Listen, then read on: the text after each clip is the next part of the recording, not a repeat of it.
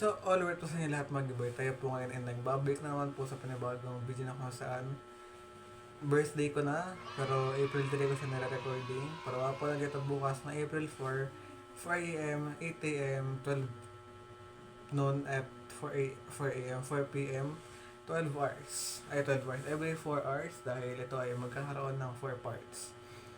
Kakataas ko lang mag-picture sa sarili ko. Hindi ko lang kung nabanggit ko na kanina pero sige lang.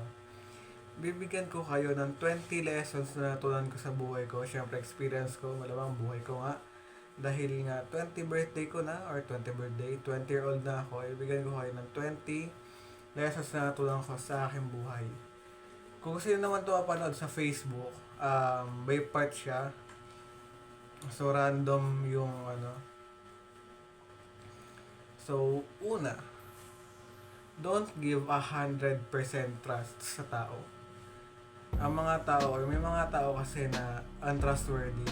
May mga tao na gagamitin yung secrets mo, yung problems mo, na parang they will pretend na they're here for you, but your problems might use, or yung mga secrets na sinabi mo, pwedeng gamitin for their own advantage. Like, if they need something from you, syempre din naman lahat ng tao, pero pag may mga tao nga kasi na alam mo yun, you'll with yung secrets mo for their own advantage. If they need something from you and you don't give it to them, i-threat ka nila na sabihin mo yung mabigay mo yung pangailangan nila, kasi kung hindi, sabihin nila, isiwalat nila yung sekreto mo. And syempre, may mga tao din naman na para maging clown, para maging nakakatawa, para maging center of attraction sila, they will, share your secrets. Bibigyan nila, i-share nila yung secret nila sa grupo for their, para maging nakakatawa sila, maging center of attraction sila. Siyempre, ayaw mo naman mangyari yun. Kaya, don't give 100% trust. If pagbibigay ka ng 100%, trust 100%, God, trust God 100%, kasi hindi naman siya i-chismis niya yung mga problema mo, yung mga secrets mo. Siyempre, kahit hindi mo sabihin sa kanya yung mga sekreto mo, alam niya, kasi kilala ka niya, diba? Omniscient siya, diba? Kaya, pag Lord ka nagkwento ng mga sekreto mo, ng mga problema mo, hindi ka niya pagkatawanan, hindi ka niya bibigyan ng threat na pag hindi mo sunod yung gusto niya, diba? No. Siyempre, kaya ka lang magtiwala. Trust God with all your heart and do not lean on your own understanding. Ano bang kita ng Bible verse? Pero anyways, pangalawa, don't love 100%. Kung merong don't trust 100%, don't love 100%. Kasi, syempre, iba yung sakit pag nag-love ka ng 100%. If you give love to them 100%, iba yung sakit. Sobrang sakit niyan, di ba? Ang hirap mag-move on kapag minahal mo ng sobra yung isang tao. Sometimes hindi nga 100% eh. Like more than 100% pa yung binibigay mo sa mga tao or sa tao. Then pag sinaktan ka, syempre sobrang sakit. Sobrang tindi ng sakit na madudulot niya. Pag iniwan ka, pag sinaktan yung puso mo, sinaktan yung damdamin mo, tas minahal mo ng sobra, iba yung sakit, sobrang sakit ng maramdaman mo. Kaya don't love someone 100%. Magtira ka para sa sarili mo. Para kung iwan ka man yan, para pag iniwan ka man yan, or hindi ka, pag may ginawa siyang hindi maganda sa'yo, hindi masyado masakit. Pangatlo, maging tahimik ka na lang instead na gumawa ka ng something na i-regret mo din later. Alam mo, nasaktan ka. Malaki.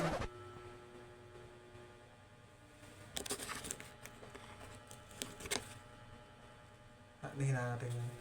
More likely about siya sa sakit na round-down mo.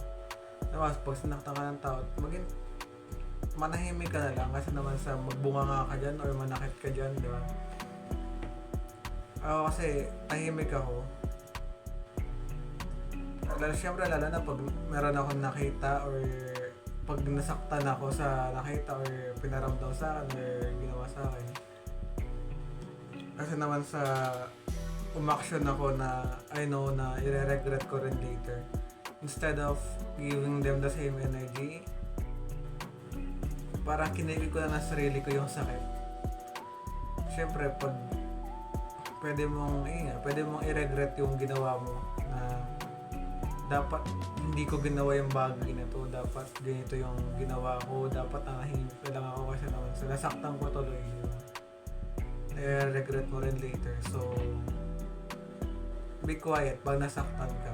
Pang-apat, sometimes cutting off is better than staying in toxic relationship.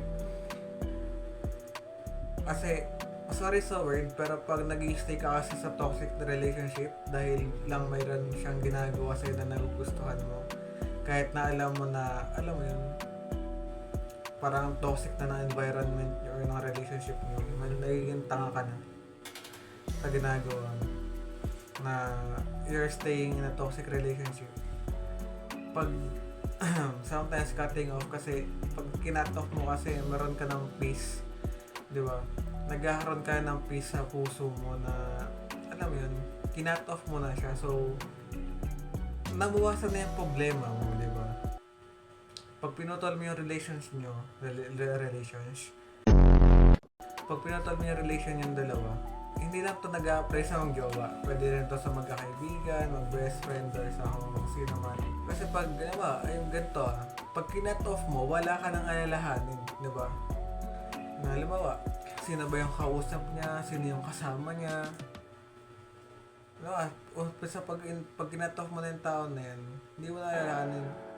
Wala ka nang pakailam, wala ka nang problema. Hindi mo nang paproblemahin yung kung sino yung kausap niya, kung sino ba yung tinatawagan niya, sino yung kasama niya ngayon, sino yung ina-date niya, or sino yung basta kung ano man yung nararanasan mo sa kanya nung meron pang kayo or nung kasama mo pa siya. Pangalima, you can't please anyone. Stop being a people pleaser. Okay? Kasi hindi mo na ma-please lahat ng tao. You can't please anyone, guys. Kahit ano pang gawin mo sa kanyang kabutihan, pwedeng hindi mo ma-please, hindi mo mabago yung paniniwala niya na hindi niya pwedeng mahalin ka, na hindi mo siya may please.